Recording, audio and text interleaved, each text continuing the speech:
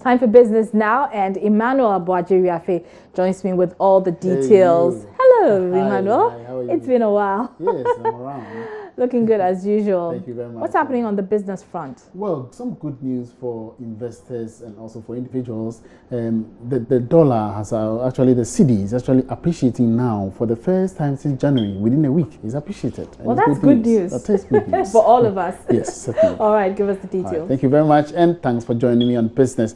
The Association of Bank Treasurers and Currency Dealers is expressing optimism the current marginal appreciation of the Ghana cedi will be sustained. The cedi has recorded what can be described as its first sustained appreciation against the dollar and currently trading at around 4 Ghana cedis 36 pesos against the dollar on the interbank market.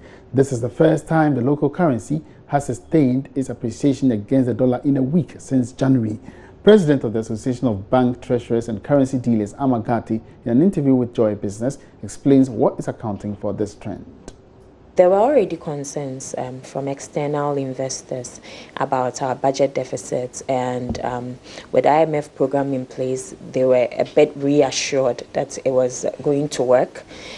And then there was that information about the 7 billion hole, and that kind of brought some sort of panic with it. So we saw quite a few external investors trying to exit the market.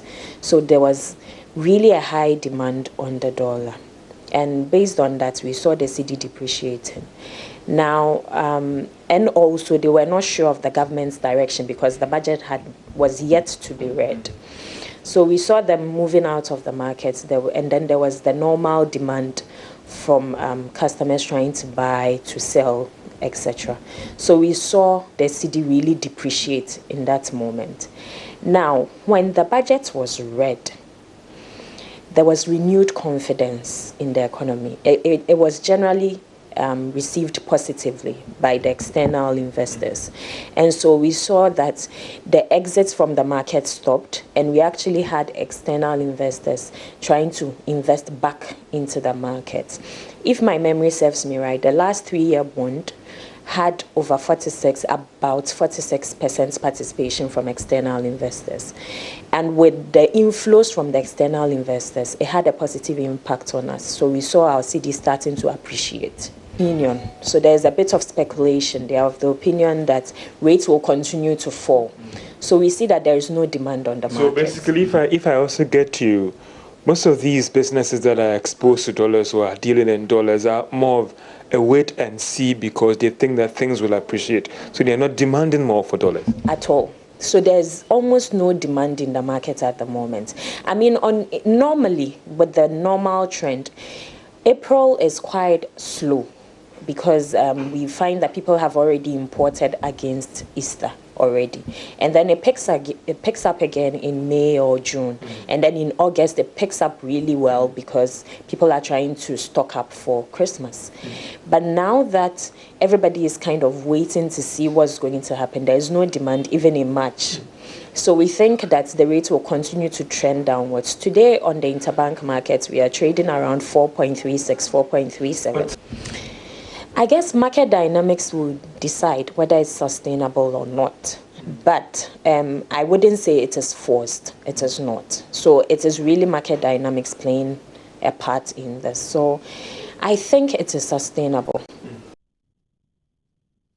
Meanwhile, economist at Data Bank, Courage Marty, has also been sharing his thoughts on what to expect of the new policy rate soon to be announced by the Monetary Policy Committee of the Central Bank. He thinks all indications point to a reduction of the policy rates. What are your expectations? What are the signals showing, and what are your expectations? Well, when I consider the interplay of risk factors that could affect the policy rate decision, I foresee a potential reduction in the monetary policy rate. And that's mainly due to two key debate or argument that can be put forward. One is the inflation argument, and the second argument is the interest rate alignment argument. On the inflation argument, you would see that towards the end of last year into this year, the cedi was depreciating quite fast. And the first MPC meeting feared that this sharper pace of depreciation could result in higher inflation pressures in the subsequent months. And so they chose to leave the policy rate unchanged at the 25.5% level in January. It turned out at the last inflation reading that inflation actually came down on a year-on-year basis, but most importantly, on a month-on-month basis, where you should have seen the exchange rate impact, it was even a sharper fall on a month-on-month basis. So this may be showing that the exchange rate pass-through may not have been as dire as initially feared. And so that will create some room for policy easing. Again, if you look at the fact that the cedi itself is correcting itself, the depreciation is recorded, and it's recovering some of its lost values. And as we speak, it has recovered about 1 month's value that it has lost. And it's trading at a level it was as at February. And that also creates the room for policy easing because the inflation outlook is a bit more improved on the back of the recovering cedi. Then you look at the fact that at the last budget, the budget cut the special petroleum tax from 17.5% to 15%. The Minister for Business Development, Ibrahim Mohammed Awal, has reiterated government's commitment to supporting private sector development. Speaking to Joy Business at the end of the Enterprise Africa Summit in Accra, Mr. Awal outlined the implementation of some initiatives to facilitate business startups. The Enterprise Africa Summit brought together academics, policymakers, private sector investors, international and national development partners, and a section of entrepreneurs from across Africa and the UK to explore and develop roles of entrepreneurship in building sustainable and resilient economies in Africa. Speaking to Joy Business, the Minister for Business Development outlined some initiatives by government to support entrepreneurial development in Ghana. That's why one of the policies we are introducing is a National Entrepreneurship and Innovation Plan. This plan seeks to give skills and financial support to young enterprises so that they can take the risk. We also have this incubator, a part of it is this incubation system, where we help young people with skills, incubate them over a period, help them with business plans, help them to set out the businesses, and make sure the businesses succeed. So we engage the youth in a value chain. They don't really have the skills, they also have the markets for such products. But these young people can have skills, they can expand their business and employ other people. Director for the British Council, Liliana Biglu, identified building of networks as a key tool for entrepreneurs who wish to venture into international business environments. For young entrepreneurs to get to international markets, my suggestion would be for them to network more, use social platform, get into the system of common mutual support amongst entrepreneurs and the suppliers and the potential funders, and make sure that everybody knows about the products and your services that you have to offer. Some participants at the summit also shared their thoughts with Joy Business. The understanding is that the government makes the landscape quite sustainable enough for the different actors to play within. But if these policies are typically not connected with how the issues of the problems that we face are, then unfortunately we would still not be able to make that impact as businesses.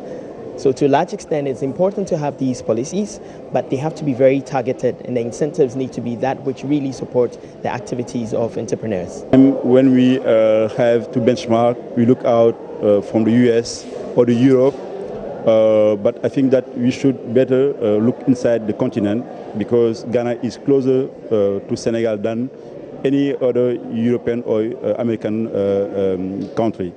The second one is meeting people for the business aspect, because I think that we young entrepreneurs, we need to collaborate more inside the continent and to share our experience, because as an entrepreneur, you need to be connected to an ecosystem. And this ecosystem, the bigger it is, the best it's for everybody. The Enterprise Africa Summit was organized by the British Council with support from the Multimedia Group. And that's all in business for tonight. My name is Emmanuel Abwaji. We have a great weekend.